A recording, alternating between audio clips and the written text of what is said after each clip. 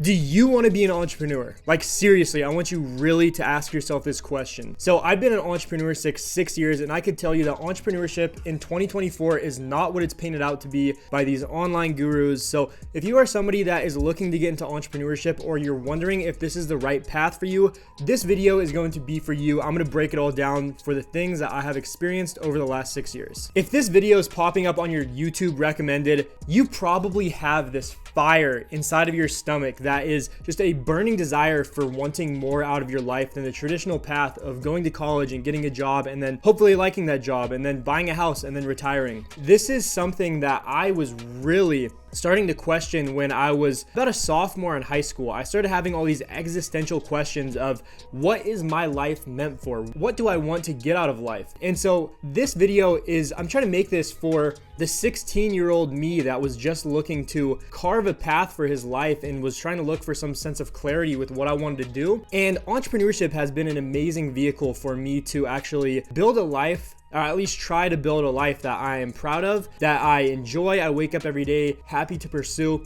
And so that's why I want to make this video. I want to make this video for the 16, 18, 20-year-old me since I've gained this experience. And I want to tell him all the things that I've learned over this journey, all the things that you could look to expect, all that sort of stuff. So I'm really excited to take you guys through this video. So if you are new to this YouTube channel, my name is Brock Messerich. I've been an entrepreneur for 6 years. I've actually started this YouTube channel documenting my process of starting an AI automation agency and documenting the full behind the scenes for you guys. So I've just been an entrepreneur for 6 years looking for different opportunities. Currently, I'm exploring how to create an AI agency, documenting that whole process for you guys. So if you guys want to follow along with somebody that talks everything entrepreneurship, showing you my behind the scenes experiences over these last 5-6 years, this YouTube video is going to be for you. With that being said, let's dive into who I am as a person and what my journey of these last 6 years of entrepreneurship has been like. So I want to take you guys all the way back to when I was a freshman in high school. So obviously I started off in high school having no clue what I wanted to do with my life. I thought at the time I was going to be a professional NBA basketball player. Obviously that didn't turn out to be. And so as I started to realize, I'm not going to be a professional basketball player, I had to really think, what do I want to do with my life? And so you got to think, when you're in high school, you are looking around at all of your peers who are struggling and grinding to get these good grades so they could hopefully get accepted into a good college. And as I reached sophomore year, I remember exactly, I started kind of questioning. I was wondering, is college the path I want to go down? I started looking at it through the lens of like a longer time horizon of, okay, what's the end goal if I decide to go to college? And the end goal was for me to get a job, to work my way up the corporate ladder, and then hopefully enjoy what I do and,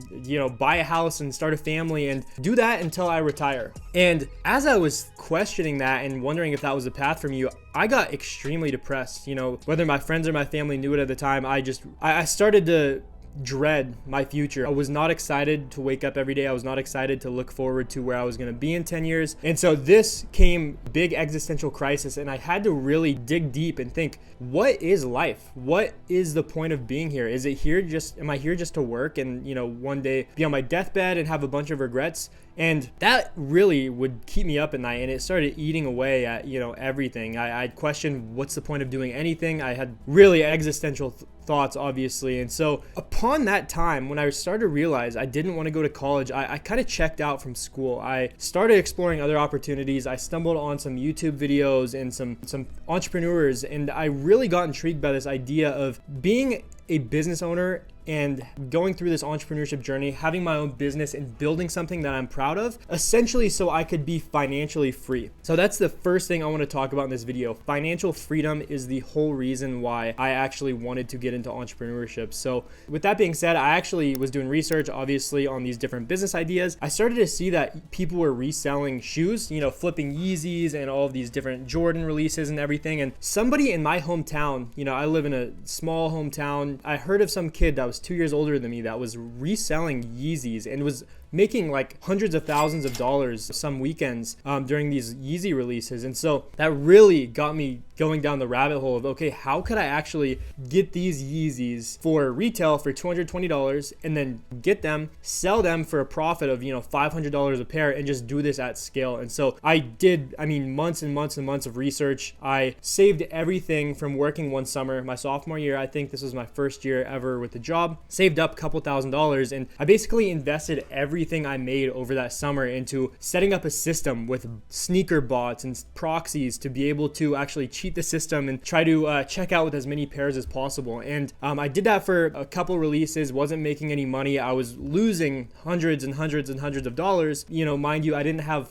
hardly any money at the time, but this just shows how dedicated I was to finding some way that I could make money online and prove it to myself that entrepreneurship was real and it was something that was attainable. And I was actually in this Discord group called a sneaker cook group, and this is a group of people doing the same thing as me. And we actually, during one Yeezy release, found a way to actually hack the URL. So we would hack the URL and we would bypass the whole entire queue, the waiting room for buying these shoes. The waiting room is there so you could only check out with 1 or 2 pairs, but we found a way to hack it, and I was actually able to buy, I think, about 8 pairs of Yeezys. And I literally had to use different credit cards, different addresses for every single pair, otherwise it would cancel my orders. So here I am, a 15, 16-year-old kid calling my grandma saying, hey, can I get your credit card? And what's your address so I could ship these shoes to you? And calling everybody I knew. And essentially I was able to buy 8 pairs, and that weekend I made about $5,000. I went ahead, I resold them all for a huge profit, made $5,000 off of, maybe a couple $1,000 investment at 16. And so this blew my mind. I made probably $3,000 that summer working almost full time at a job, and I just made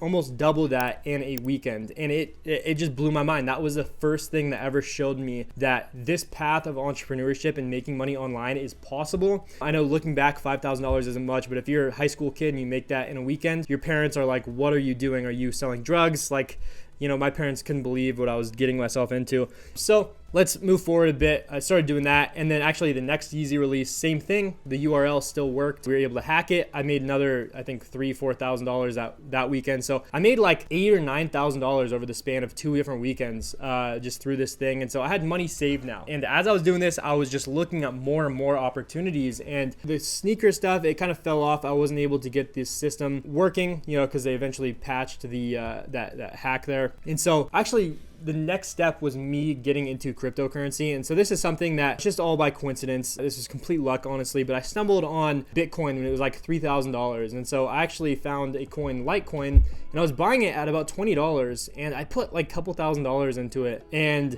I was holding it, would go up and down, and then one week, this is pretty funny because this was actually, December 12th, and today is actually December 12th. So this was like years and years and years ago on this same day. Litecoin actually went up to like $400 or something crazy. And I ended up making $20,000 in the span of like 2 days. I remember in class looking at my computer, I'd pull out my computer and would be trading this thing. And that was, mind blowing. My parents, my dad was doing it with me, and he was like, we couldn't believe it. 16-year-old kid making this type of money, it just blew my mind. And then things in life aren't all rosy. I actually got myself into a trade. I thought I could make some quick money, get in, exit. I actually bought this cryptocurrency. The exchange crashed and it didn't open for a day or two. And by the time the exchange opened, the price tanked. I lost everything, all of that $20,000 in the span of a day and through one trade, and that just broke me. I just couldn't believe it. And so the moral of this story here, these are my first lessons in entrepreneurship. And entrepreneurship, man, it ebbs and it flows. It ebbs and it flows. You think you found something out that's going to make you rich, and next thing you know,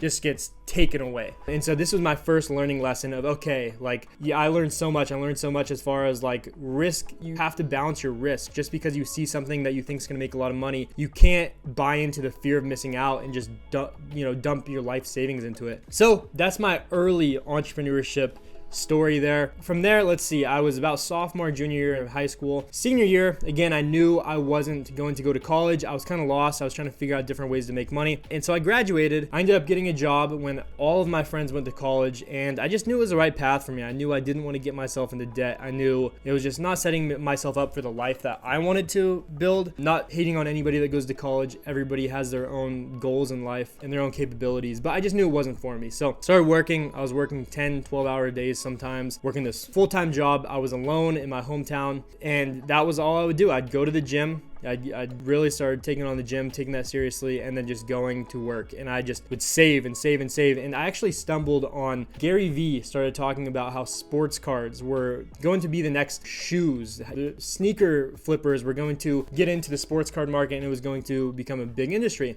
And so I did all the research I could on sports cards, and I actually stumbled on somebody in a Facebook group who had been doing cards for about 4 or 5 years full time. And so I actually paid him to mentor me. I think at the time I paid him, I don't know, $500 or something. And he did one-on-one Zoom calls with me, teaching me the ins and the outs of sports cards. And so from there, I learned a skill to actually buy these cards. So in sports cards, you could buy an ungraded card. It's just a piece of cardboard, and say it sells for $500. If you buy that card and you get it graded by an authentication company and it gets a PSA 10, which is a perfect condition, you could sell that for like $2,000. So right there, you're making a $1,500 margin just by grading this card. So I built this skill of being able to see what cards would grade well. I'd take the risk, I'd buy them, and I'd get them graded. And I actually started buying up these Zion Williamson cards, and I was buying them for about $500-$600 a pop. And I would go ahead, I'd get them graded, and I was selling them for about $2,000-$2,500. And I remember I made, I don't know, $20,000 over the span of maybe a month, couple months. And so this really got me intrigued in this idea of sports cards. So let's move to present day now. I still have a sports card business, and essentially me being in sports cards, I was at first buying and selling, flipping these things myself, and then I saw different avenues of opportunity within the space to help people save on shipping and different things, and be able to offer these grading services where I look over these cards, clean them, and send them off for people, and then I'll offer consignment as well. So I started that business, I built that up. I've been working on that the last 3 years full time now, and I still do it today. I actually work with a company called Veriswap, and we are a trade middleman application. So it's basically an app on your phone where you could trade these cards. Instead of just purchasing them like on eBay, you actually trade them. We get the cards in, make sure both sides are good to go, and these are high-end trades, sometimes even $50,000 trades, and then we ship them off to the correct person. So that is actually what I do now. But where I want to go with this is, like, this is how I've gotten to where I am today. And I know I've gone over this for like 5-10 minutes, but along this journey, there are so many ups and downs. I can't tell you so many times where I was like, what am I doing? Am I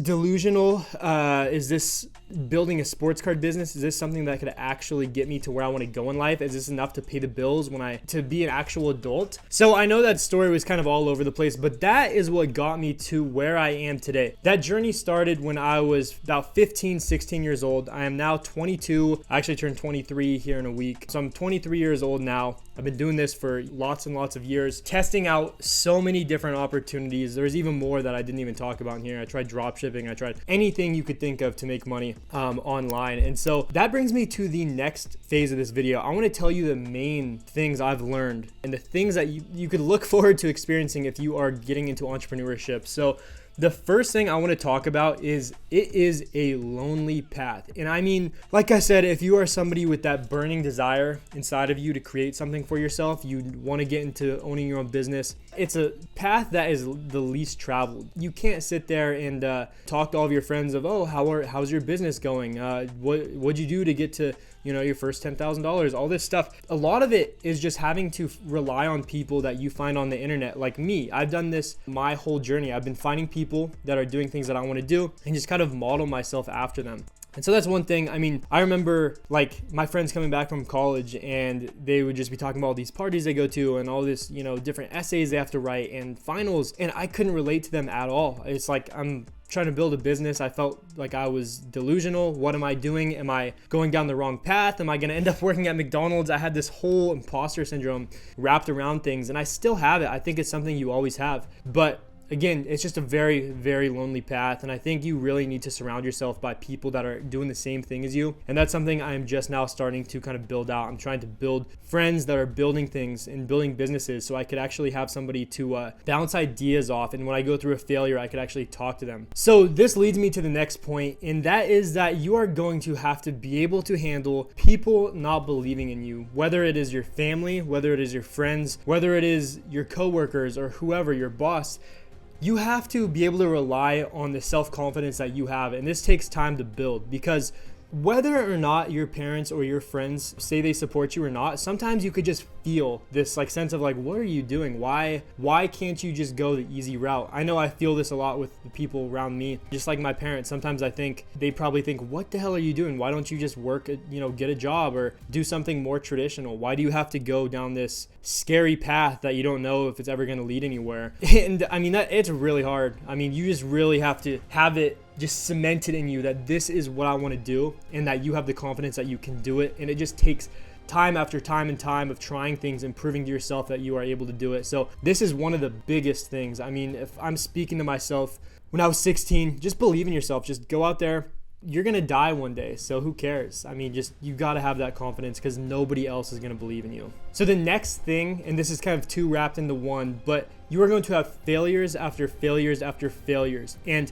these failures are not failures because what they do is they are all learning lessons. They are all pointing you down the path that you're really supposed to go down. Whether you trust in the universe or you trust in God or your intuition, I personally believe that everything that happens to you doesn't happen to you, it happens for you. So that business partner that screws you over, which happened to me, he took everything from me. It pushed me into making YouTube videos and starting an AI automation agency. I never would have pursued this if it weren't for this terrible failure, this terrible thing happening in my life. And you have to look at every single thing you go through in entrepreneurship through that lens. If you don't, failure is going to eat you up alive. I mean, you have to have the growth mindset of, okay, this happened to me. This sucks. This is not what I expected to happen. How do I learn from this? What was a lesson from this thing that happened? How could I take it to the next experience in my next business and my next opportunity? Like that, I mean, it boils down to that. That is the single biggest thing that probably kills entrepreneurs, is not being able to handle the failures because they just think it's a failure. It is not a failure. It is a learning lesson. Just take that lesson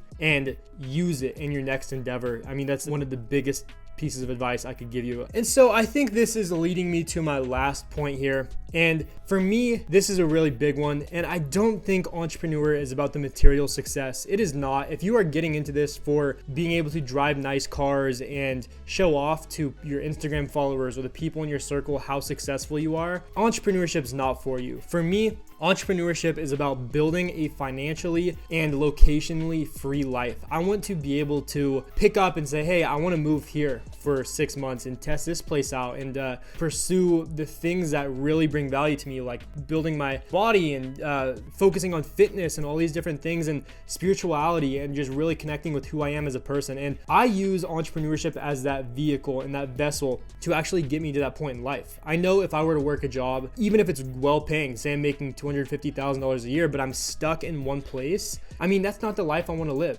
And so you have to understand, okay, what am I in this for? Am I in this for recognition from people to cover up my insecurities? Which of course you're going to have a little bit of that, but the main thing has got to be, I want to set myself up for a financially free life where I could live purposefully. I could wake up and build something I'm proud of.